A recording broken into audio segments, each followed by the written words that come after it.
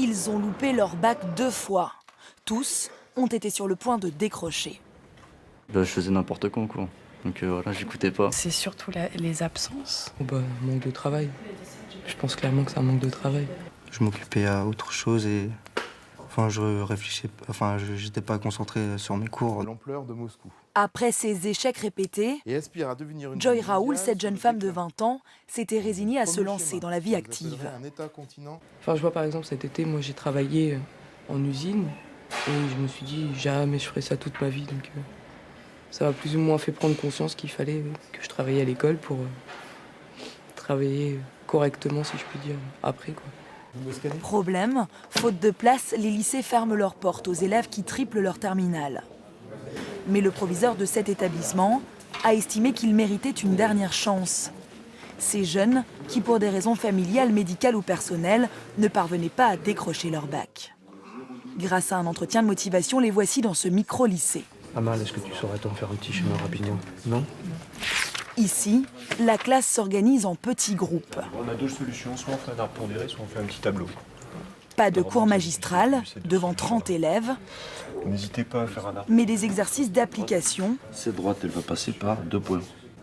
comme un cours Je regarde, particulier. ici, je mets x en facteur, ça nous fait moins x1. Tout le programme a été vu, il a été fait, et il est globalement acquis, mais c'est arriver à le ressortir de manière sereine. Exploiter ses connaissances de manière sereine et avec de la confiance, parce que globalement, c'est leur gros problème. Pas de perte de temps. En juin, ces lycéens ne passeront que les matières pour lesquelles ils n'ont pas obtenu la moyenne l'année dernière. Et ce sont des professeurs de classe préparatoire qui les entraînent. Retrace-moi le cercle trigonométrique usuel. Exigeant, Didier Gabory sollicite ses élèves en permanence. Peut-être que cette forme de travail, effectivement, les empêche de se disperser. Donc, ils sont contraints, dans une heure, à vraiment fournir une heure de travail assidu, quoi. Peut-être qu'il faudrait leur poser la question à eux. C'est plus facile de comprendre par rapport à une classe à 30 ou à 40.